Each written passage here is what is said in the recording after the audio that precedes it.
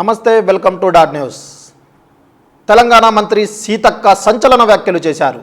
వసతి గృహాల్లో తరచూ ఫుడ్ పాయిజన్ ఘటనలు చోటు చేసుకోవడం వెనుక ఒక పెద్ద రాజకీయ పార్టీ కుట్ర ఉందని సీతక్క సంచలన వ్యాఖ్యలు చేశారు.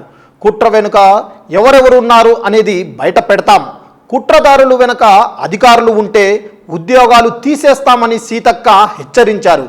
ప్రస్తుతం సీతక్క వ్యాఖ్యలు తెలంగాణ రాజకీయాల్లో హాట్ టాపిక్గా మారాయి.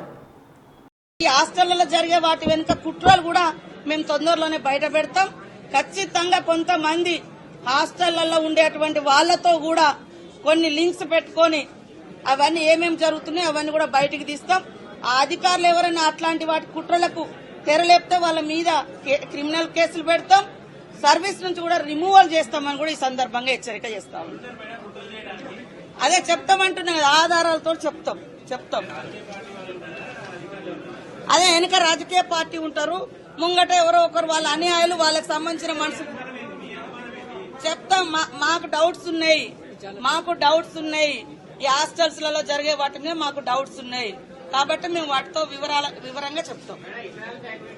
Please subscribe .news.